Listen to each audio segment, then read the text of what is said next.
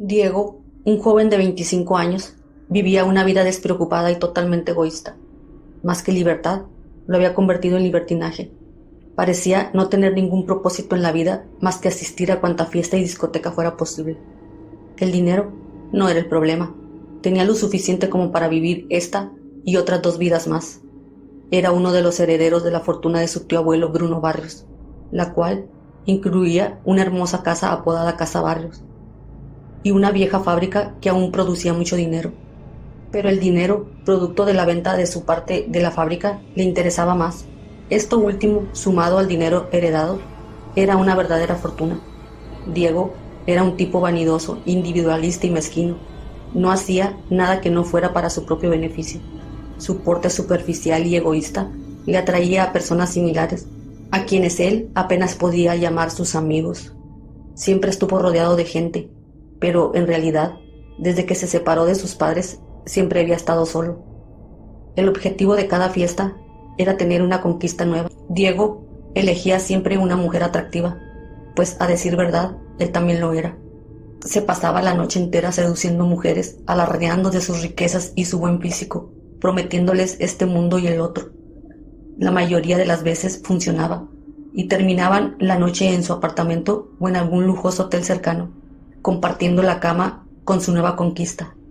A Diego le gustaba tomar fotografías durante la noche. Las guardaba como un trofeo, pero siempre, al amanecer, la actitud de Diego hacia sus doncellas cambiaba drásticamente, y las desechaba como a un trapo sucio. En su mente, una mujer era solo eso, objeto que está a su disposición para usarlas cada vez que a él se le antoje. Había vivido así durante algunos años, y no tenía la mínima intención de cambiar ese estilo de vida. Una noche se encontraba celebrando junto con sus amigos su cumpleaños número 26.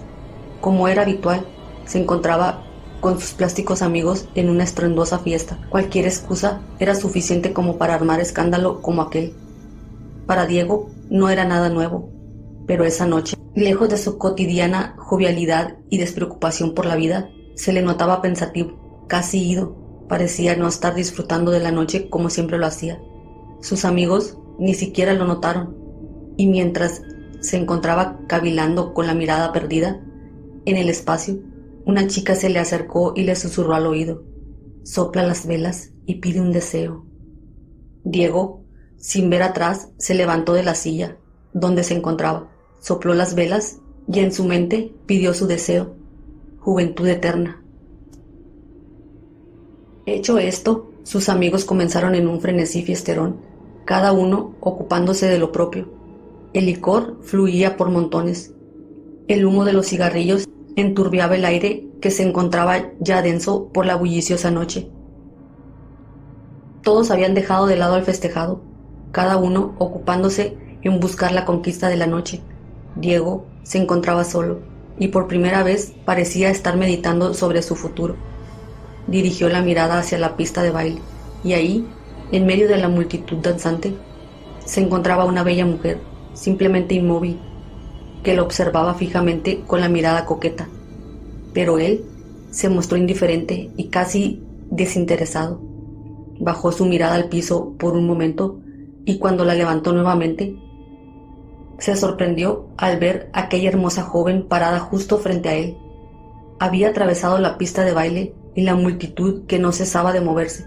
Todo eso, todo en solo un instante. Pero el asombro duró poco, pues la belleza de la joven era cautivante. Era tan bella como misteriosa. Su cuerpo era escultural, morena, de pelo castaño rizado, ojos verdes y ropa tan provocativa que no dejaba mucho a la imaginación. Parecía ser una modelo de revista. Simplemente era la mujer más hermosa que Diego alguna vez vio. Ella se le acercó y se sentó a su lado. Poco tiempo pasó antes que la conversación amistosa e inocente se volviera un juego de seducción y coqueteos. Era algo extraño, pues siempre el seductor era él, como era de esperarse. Aquella noche terminaron en un derroche de sexo y lujuria, tanto o más a las que Diego acostumbraba. Si bien la noche había acontecido de maravilla, la mañana siguiente algo era diferente. Diego se encontraba solo en la cama. Su misteriosa y bella acompañante ya no estaba a su lado. Esta vez él había sido el objeto utilizado y desechado. Intrigado y aturdido por un fuerte dolor de cabeza, producto de la noche anterior, se levantó de la cama en busca de la hermosa joven, de la cual no conocía ni su nombre. Tras una corta, infructífera búsqueda, se dirigió al baño para asearse, y fue ahí donde encontró el mensaje que cambiaría su vida completamente. En el espejo del baño, escrito con un lápiz labial color rojo escarlata, el mensaje decía: bienvenido al mundo del SIDA, bienvenido al infierno. Si quieres una segunda oportunidad, llama a mi padre. Diego se quedó incrédulo ante aquel siniestro mensaje. No podía creerlo. ¿Será una de esas historias que solo le sucede al amigo de un amigo y que todos saben que nunca son ciertas? Pero para él, esa era su nueva verdad. Ese mismo día se hizo análisis de VIH. El análisis dio de negativo. Diego respiró con alivio. Estaba convencido que aquello había sido una broma muy pesada, de mal gusto, cometida quizás por alguno de sus amigos. No le dio mayor importancia a aquel acontecimiento, lo cual, después de algunas semanas, pasó a formar parte del olvido. Más de un año había pasado, y Diego se encontraba ingresado en un hospital debido a una simple gripe, que se había vuelto una seria neumonía. Entre los análisis que le hacían, estaba también el del VIH. Para asegurarse de los resultados, los habían hecho 3 veces. En las 3, el resultado era siempre el mismo, positivo. Diego se sentía destrozado completamente. Su mundo, tal y como él lo conocía, se le venía abajo. Recordó con ira a aquella joven, la causante de su sufrimiento. La maldijo una y otra vez. Le costaba trabajo creer que le estaba sucediendo a él. Iba a morir, solo, postrado en la cama de aquel triste hospital. En medio de tantos lamentos y maldiciones, recordó aquel número.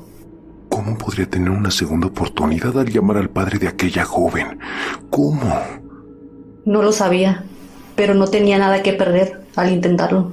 Sacó su teléfono y comenzó a llamar a aquel número. No sabía qué esperar, pero al menos quería saber quién era la causante de su desgracia.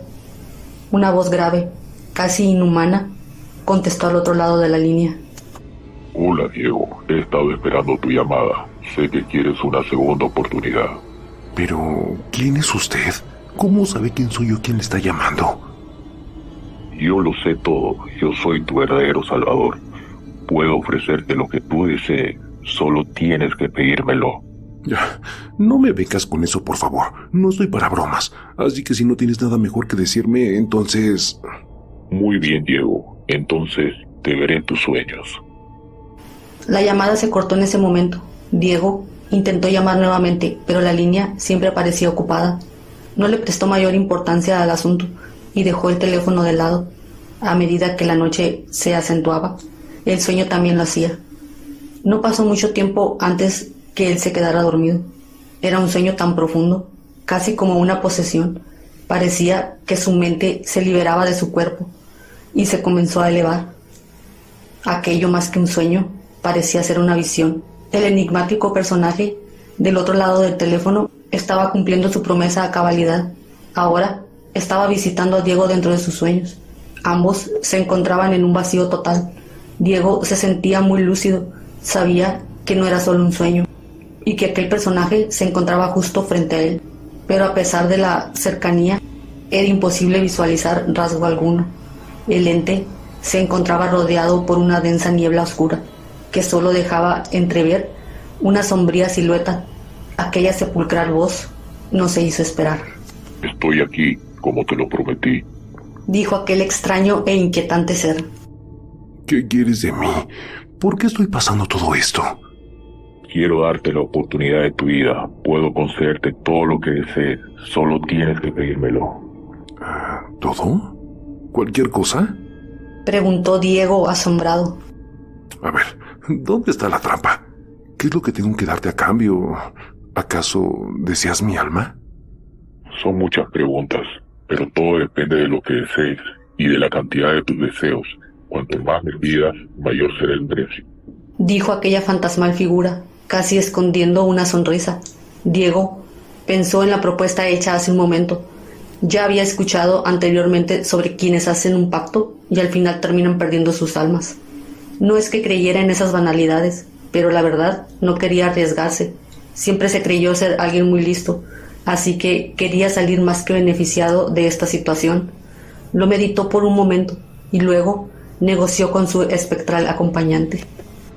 Solo quiero 3 deseos, dijo con seguridad. Dímelos y yo te diré el precio a pagar. Susurraba ansiosa aquella voz. A ver, estas son mis peticiones. 1.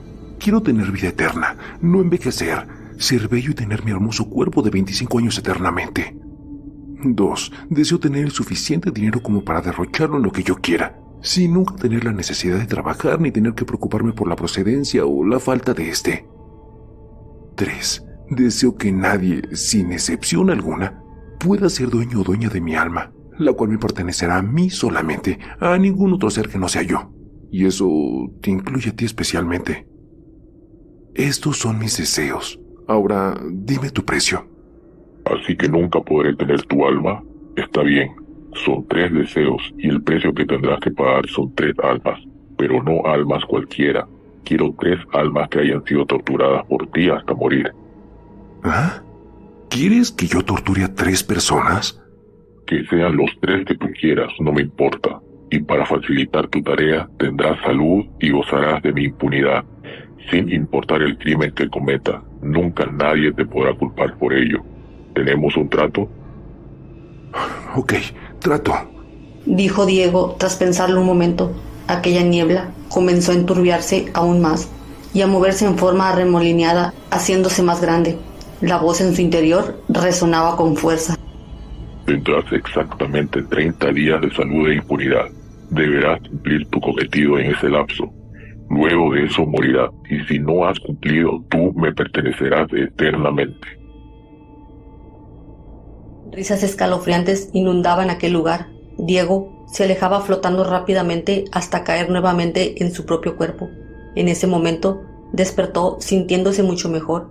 Sabía que no había sido solo un sueño y ahora sabía perfectamente lo que tenía que hacer. Uno a uno, los días pasaban lenta e inevitablemente. Diego no dejaba de pensar cómo llevar a cabo su parte del trato. No es que temiera de la idea de torturar o matar a otra persona, al contrario, siempre le había intrigado tener semejante poder sobre alguien. El problema en sí era que la oportunidad no se presentaba, hasta que llegó aquella noche de viernes, una en la que su conquista habitual sería para mucho más que un momento de placer carnal. Sabía que sería difícil cumplir su objetivo en su apartamento, donde las paredes nunca son tan gruesas como para callar los ruidos, o al estar rodeado de tantos vecinos entrometidos, su trabajo sería simplemente imposible. Pero oportunamente recordó aquella vieja propiedad, la casa Barrios, la herencia olvidada de su tío abuelo Bruno. Deshabitada desde hace varios años, era visitada únicamente por la encargada de mantenimiento del lugar, visita que podía ser interrumpida fácilmente. Diego no lo dudó y acudió con su víctima al lugar.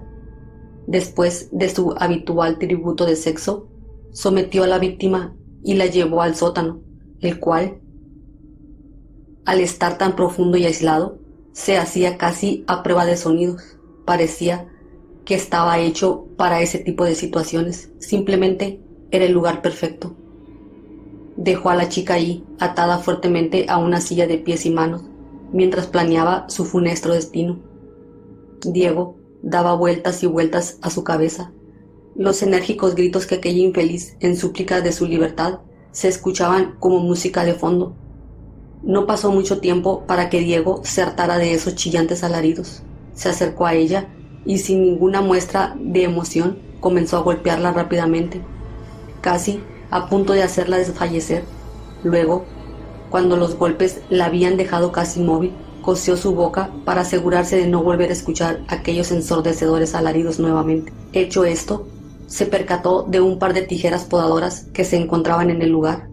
Era como si alguien las hubiera dejado ahí para él. Una voz en su interior le dijo: «Úsalas». Las tomó y sin titubear comenzó a amputarle los dedos de las manos a la joven. Los cortaba uno a uno, causándole un dolor insufrible. La chica, desesperada, se olvidó totalmente de los hilos que cosían su boca e intentó gritar tan fuerte como pudo. Pero al hacerlo, lo único que logró fue rasgarse los labios. Logró abrir su boca, pero el hilo no cedió, pero sus labios sí lo hicieron. Retazos de piel y tejidos que antes eran sus carnosos labios colgaban de su boca. De sus mutiladas manos fluía una enorme cantidad de sangre. Se encontraba inmóvil, abrumada de tanto dolor. Luego, en un acto que no era más que maldad pura, Diego tomó un mechón de llama alta y, tras asegurar muy bien aquellos despojos de manos, comenzó a quemar hasta casi carbonizar una a una las 10 heridas donde antes se hallaban sus dedos. La joven, con la boca y manos mutiladas, simplemente no era capaz de soportar aquel sufrimiento.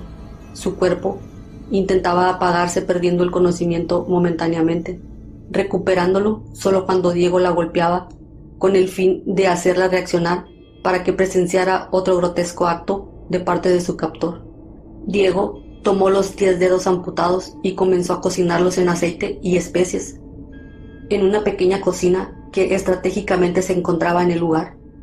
Los cocinó hasta freírlos en su totalidad, los sirvió en un plato con sus respectivos aderezos y comenzó a comerlos, saboreándolos lentamente frente a la joven. Los devoraba hasta los huesos. Parecía en verdad disfrutar de aquel despreciable manjar. Primero la había obligado a verlo comer, pero luego, al percatarse que es de mala educación el comer sin invitar a otro, le pidió que abriera la boca, pero al negarse la joven, le arrancó los trozos de labio que le colgaban, y no conforme con eso, la golpeó hasta fracturarle algunos dientes, para luego obligarla a comerse sus propios dedos. La joven estaba a punto de sucumbir, le rogaba a su verdugo por su muerte. En cambio, Diego nuevamente tomó el mechón, colocándolo entre las piernas de la joven, encendió la llama a potencia media, arrancándole de inmediato insufribles alaridos de dolor.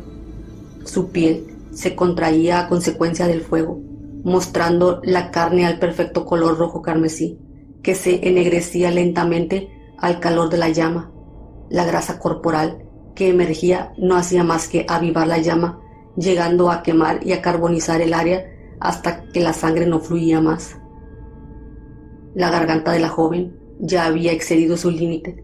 Totalmente desgarrada, solo abría la desfigurada boca sin poder emitir sonido alguno, mientras Diego seguía quemando pequeñas porciones de su cuerpo en un patrón arbitrario. No pasó más de una hora antes que ella dejara de moverse. Al fin, la muerte la acogía. 17 horas de tortura habían pasado. Diego ni siquiera supo su nombre. Realmente nunca le importó. Lo único importante es que ya había cumplido con su primer objetivo, y en realidad lo había disfrutado mucho, más de lo que alguna vez se imaginó. Comenzó a cavar una fosa en el sótano para sepultar aquel cuerpo repugnante y desfigurado. Ahora solo necesitaba 2 almas más. 2 días pasaron antes que el verdugo eligiera su próxima víctima. El procedimiento era el mismo. Una bella joven era seducida nuevamente por el galán para la ritual noche de sexo y lujuria. Esta vez, Diego se tomó la molestia de conocer el nombre de su víctima. Ángela fue igualmente sometida como su antecesora, atada de pies y manos a la misma silla metálica. Fue dejada encerrada en aquel nefasto sótano. Diego no tardó mucho en regresar. Ángela no dejaba de gritar, angustiada en súplica de ayuda. A Diego le molestaban los gritos y, para callarlos, selló su boca con cinta adhesiva. Usó un par de tijeras para cortarle la ropa y dejarla totalmente desnuda. Luego, con un gotero, comenzó a dejarle caer lentamente gotas de ácido que es capaz de corroer el metal. Vertía una gota en diferente parte de su cuerpo. La piel se derretía en efervescentes charcos de sangre, y el ácido avanzaba lentamente hasta corroer la carne. El ácido era aplicado en las piernas, pechos, pezones, brazos, manos, abdomen e incluso en sus genitales. Los gritos, enmudecidos por aquella cinta, no se hacían esperar. El dolor y el sufrimiento de la joven eran más que evidentes. Hecho esto, Diego la tomó por la cabeza y con un par de grapas le clavó los párpados en el cráneo, haciéndole imposible el poder cerrar los ojos, esos ojos bellos azules. Tomó nuevamente el gotero lleno de ácido y sosteniéndole fuertemente la cabeza, dejó caer un par de gotas en cada ojo. No hace falta decir que Ángela se retorcía del dolor. Sus ojos comenzaron a derretirse al contacto con el ácido. Aquel hermoso color azul desaparecía cuando un líquido blanquecino mezclado con sangre bajaba lentamente deslizándose por sus mejillas, espeso y viscoso, al igual que baja la cera derretida al calor de la llama de la vela. Ángela comenzó a convulsionar. El dolor era demasiado abrumador para ella. Las convulsiones se acompañaban con reflejos de regurgitación, pero al tener los labios sellados con la cinta adhesiva, el vómito no pudo salir y sus pulmones se llenaron de líquido. Ángela se ahogó en su propio vómito. Al ver terminado su trabajo, Diego comenzó a cavar una segunda fosa en el sótano donde sepultaría a su nueva víctima. La tortura había durado tan solo 8 horas.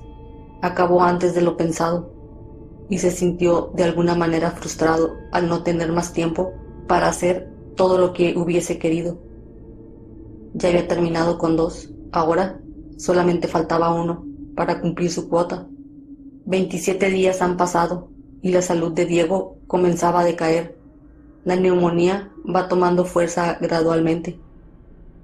Sabe que no dispone de mucho tiempo antes de que su plazo se venza. No ha ido a su casa en semanas, ni siquiera salía de casa a barrios. Sabe que nadie lo busca. Sus amigos apenas se dan cuenta de su desaparición sin darle mayor importancia. Y su familia pueden pasar meses sin tener contacto con ellos, sin causarles la mínima preocupación.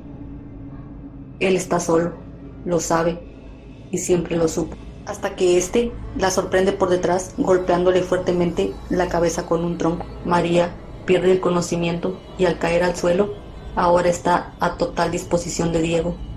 María es una mujer mucho más corpulenta que las jóvenes anteriores. Por lo tanto, a Diego le cuesta mucho trabajo el maniobrar su cuerpo. Aun cuando esté inconsciente, la despoja de toda su vestimenta, pero al no poder bajar las escaleras del sótano cargándola, la lleva al jardín trasero, la sienta en el suelo de espaldas a un árbol, le ata las manos rodeándola al tronco de él mismo y ata también sus pies, que quedan extendidos en el suelo. La amordaza fuertemente y se asegura que aunque despierte, no podrá emitir sonido alguno. Ya habiendo colocado a María en su lugar y tomado todas las precauciones pertinentes, la despierta al verterle un balde de agua hirviendo en todo el cuerpo. María se estremece y despierta con la piel profundamente enrojecida, y como Diego lo había anticipado, al estar atada de espaldas al árbol y fuertemente amordazada, es incapaz de moverse o emitir algún sonido audible a más de 1 metro. El estado físico de Diego era ya decadente. Se veía muy limitado, pues no podía realizar mayor esfuerzo físico. Tomó una navaja y comenzó a hacer pequeños cortes que no eran muy profundos en cada parte del cuerpo de María que a él se le antojara. La piel de María comenzaba a ampollarse debido a las quemaduras. El dolor de los cortes no era nada en comparación al ardor de las llagas en todo el cuerpo. Diego observó su entorno y después de una corta búsqueda fue a la cocina, de donde regresó con varias botellas. Comenzó a vaciarle litros y litros de miel de abeja sobre el cuerpo lacerado de María, hasta haber vaciado todas las botellas. Esto, hasta cierto grado, daba alivio temporal al dolor de las quemaduras, pero lo maléfico de la obra era que la miel estaba atrayendo a un ejército de hormigas rojas. María se hallaba esclavizada junto a un enorme nido de hormigas. Miles y miles de estas parecían hacer formaciones de batalla y desfilar hacia la miel vertida sobre el cuerpo de la mujer. Un ejército que lenta e implacablemente recogía su dulce botín, llenando a la vez miles de dolorosas picaduras. El solo correteo de las hormigas sobre aquella piel tan irritada era ya insoportable. Las ampollas abiertas en la piel facilitaban que la miel se introdujera en ellas, así como también lo hacía en aquellos cortes hechos anteriormente. Esto provocaba a las hormigas arrancar pequeños trozos de endulzada piel, trozos tan pequeños como la cabeza de un alfiler, pero tan dolorosos como arrancarse las uñas con los dientes.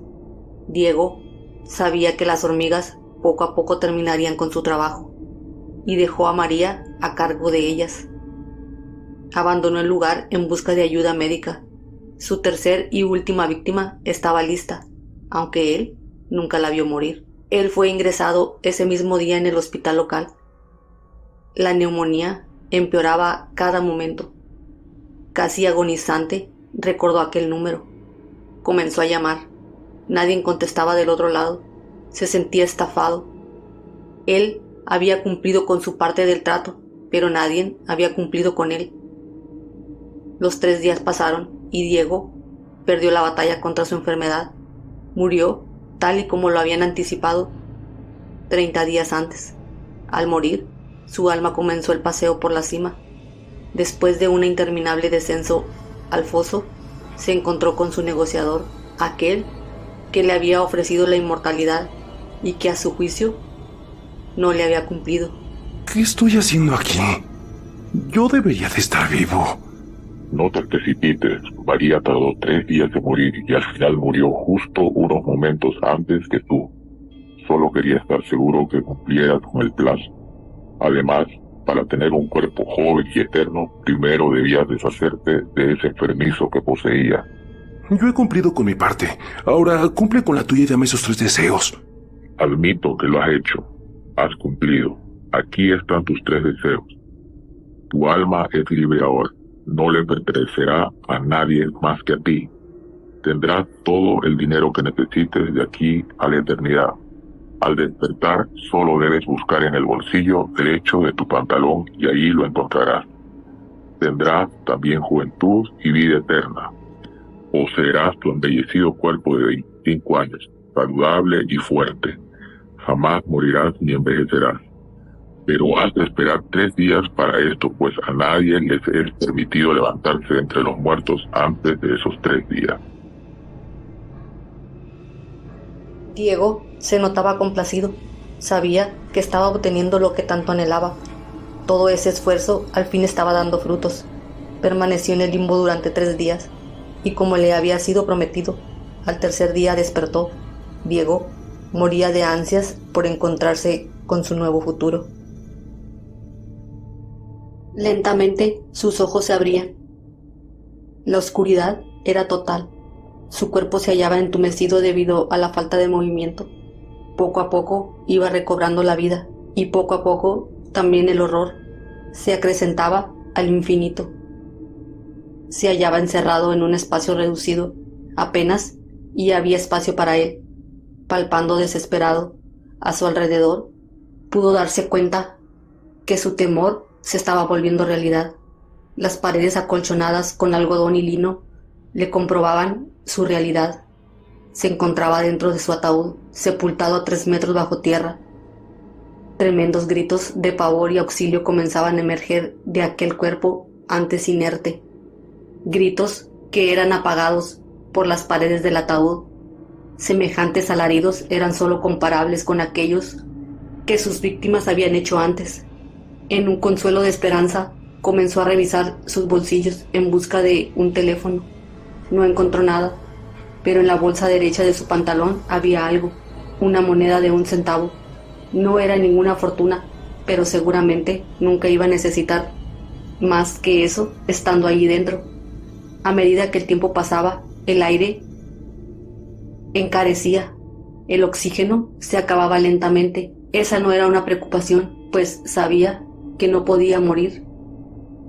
Pero sin embargo, Al agotársele el aire, comenzó a asfixiarse lentamente. La falta de oxígeno en sus pulmones le hacían retorcerse de angustia en busca de una bocanada de aire. Se sofocaba, pero la muerte no llegaba ni llegaría jamás. Estaba confinado a una agonía eterna de la cual le era imposible escapar. Se asfixiaría por la eternidad. Se encontraba totalmente solo, como en toda su vida había estado, pero no por mucho, pues con el tiempo los gusanos que se moverían debajo de su piel sería la compañía que nunca lo abandonaría. Diego quería pasarse de listo y beneficiarse egoístamente de la situación como lo había hecho en toda su vida. Intentó aprovecharse de alguien que fue más listo que él y al final creó su propia perdición, pues sus deseos, al ser tan egoísta, le habían condenado. Él nunca se dio cuenta que al pedir un deseo que no fuese para sí mismo, se salvaría de todo sufrimiento. Sus 3 deseos estaban cumplidos. Vida eterna, jamás moriría. Todo el dinero que podría necesitar. Su alma jamás le pertenecería a Dios o demonio alguno, solamente a él de aquí a la eternidad.